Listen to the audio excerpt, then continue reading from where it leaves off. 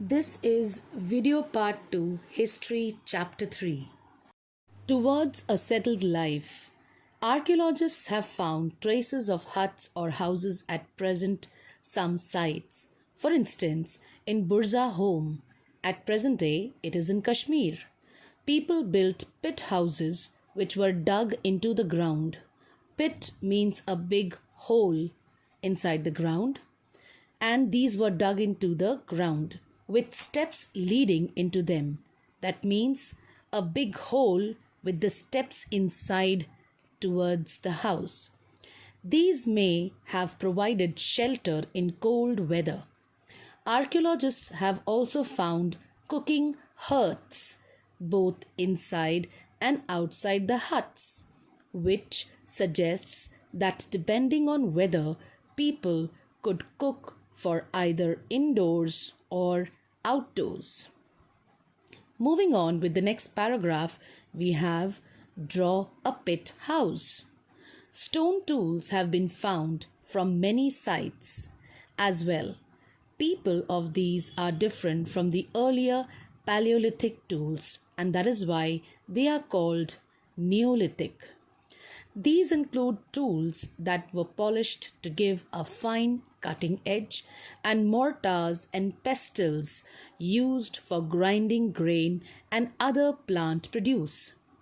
Mortars and pestles are used for grinding grain even today, several thousand years later.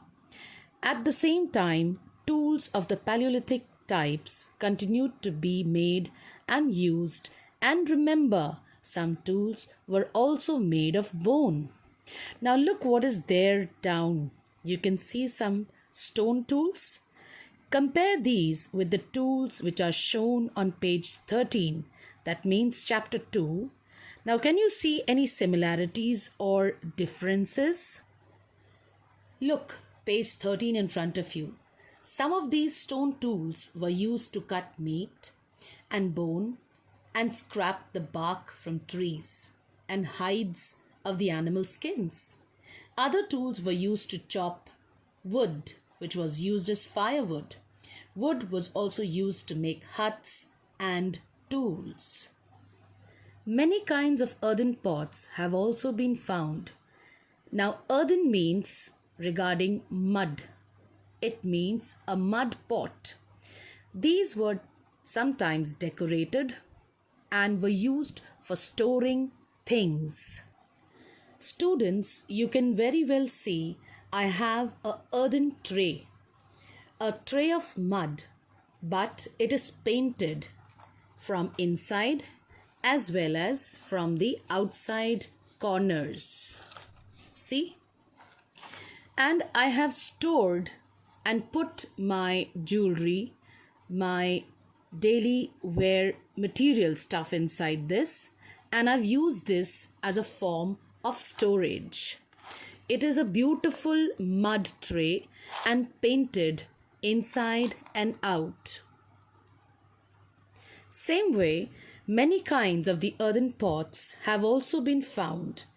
These were sometimes decorated and were used for storing things. People began using pots. The pots were used for cooking food, especially grains like rice, wheat, and lentils that now became an important part of the diet. Besides, they began weaving cloth using different kinds of materials. For example, cotton that could now be grown. Did things change everywhere and all at once? Not quite.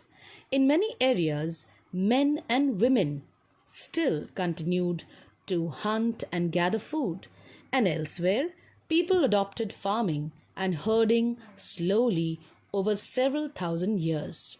Besides, in some cases, people tried to combine these activities, doing different things during different seasons.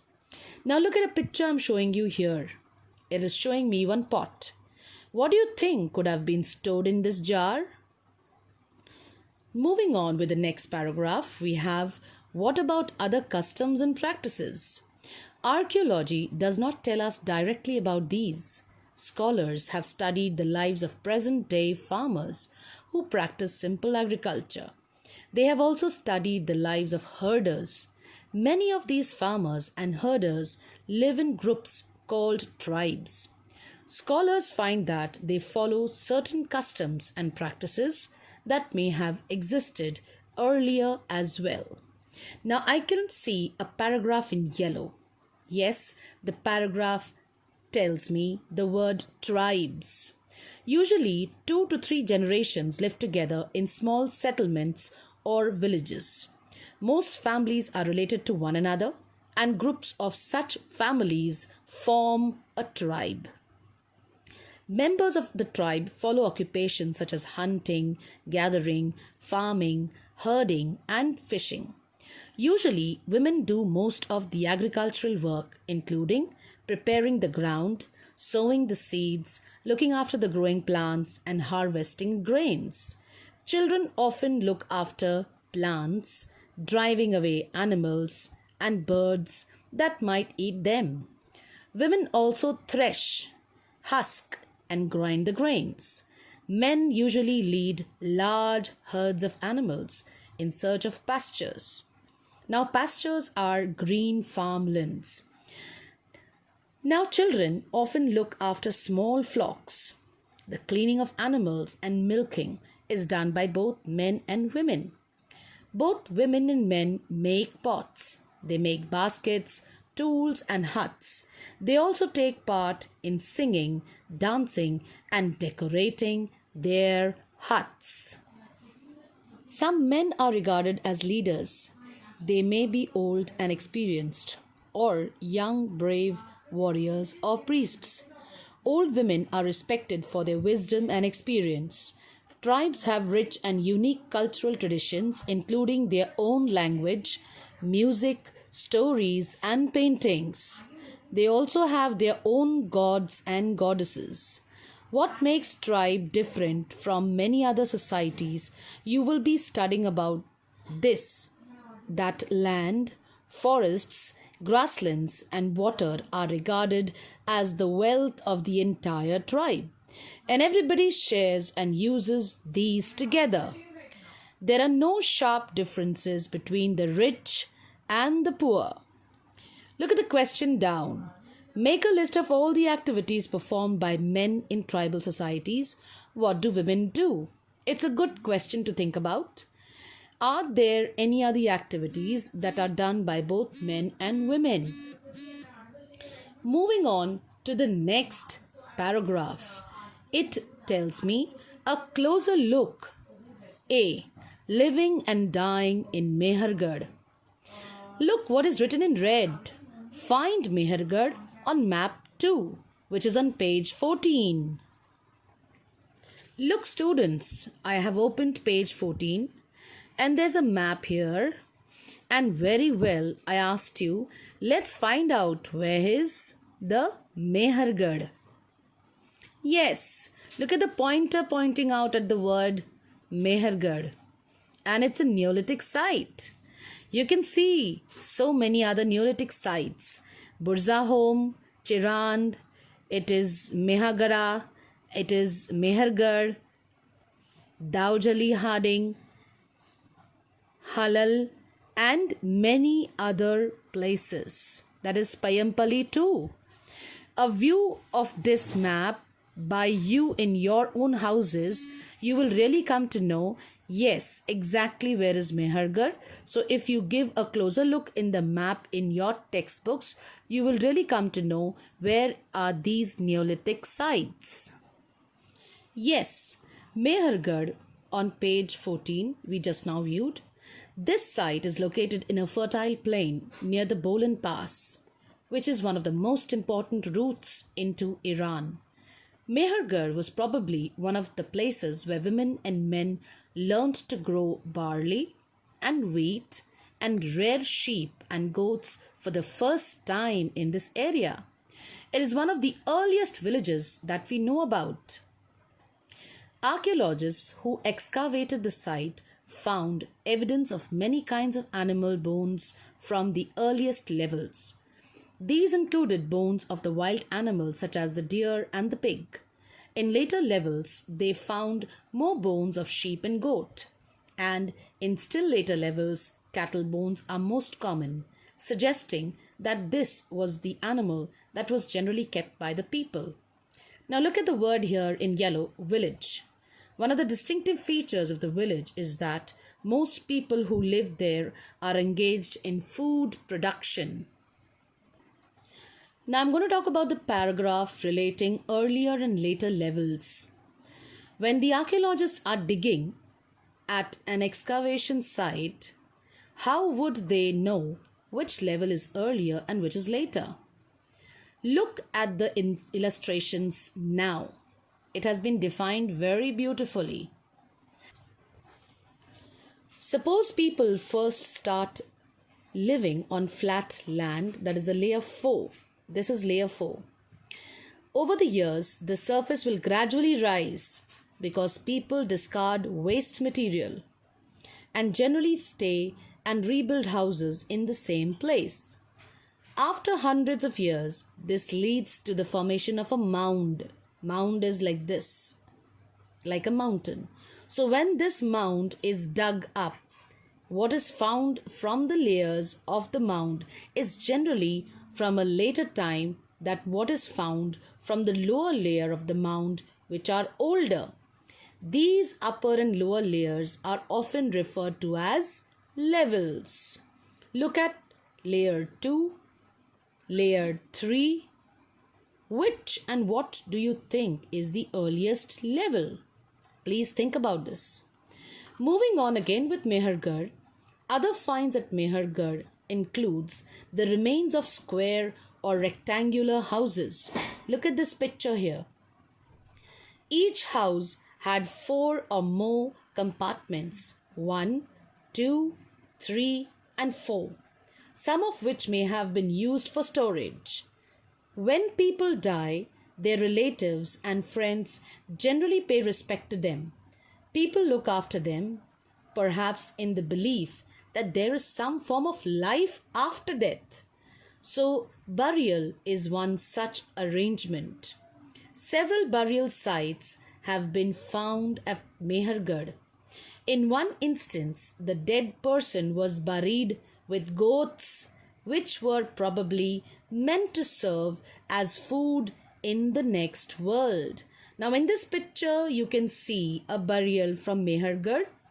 See the skeleton of the person here, and the skeleton of the goats, because people believed that there is life after death. A house in Mehergarh is what is shown here. In what ways is this house similar to the one in which you live today? I know there are a lot of differences, but then we must think about our past history too and compare ourselves of today's lives and the earlier. Moving on to the next paragraph, a closer look, B part, is talking about Dowdally Hadding.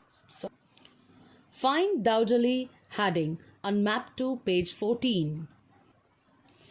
Look, the pointer is telling me Dowdally Hadding, and it is very clearly again the blue color square telling us that it is a Neolithic site.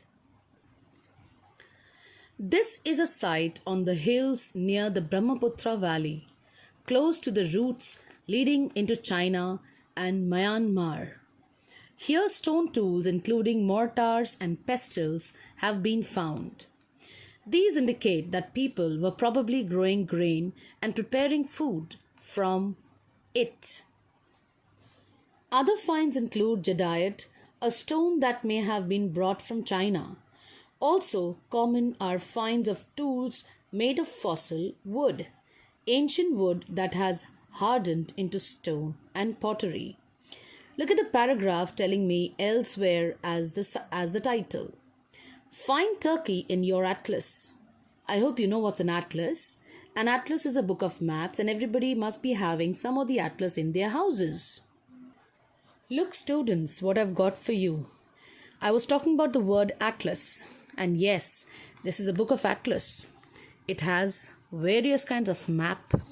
It has beautiful and colorful maps which gives us information of whichever places or sites or climate or vegetation or whatever we want. So yes, Atlas is a book of map of the world, and it gives us the complete information of a place. One of the most famous sites was the Neolithic sites. The cattle Hayuk was found in Turkey. Several things were brought from great distances: flint from Syria, cowries from the Red Sea, shells from the Mediterranean Sea, and used in the settlement. Remember, there were no carts. Most of the things would have been carried on the backs of pack animals, such as cattle, or by people themselves. Do you think cowries and shells would have been used for what? Now imagine there are many questions in this chapter to think and ponder over. But yes, now let's see what is there in this paragraph in the corner. It's a small box of keywords, and the keywords are domestication, farmers, herders, Neolithic, pots, tribes, village, houses, and burials. These are beautiful words, and yes, the meanings can be found out in the dictionary, and it's a good exercise for our students to do so. And I would suggest that yes, it'll be a great work for you to find the words in the dictionary by yourselves. Later, it'll be discussed too.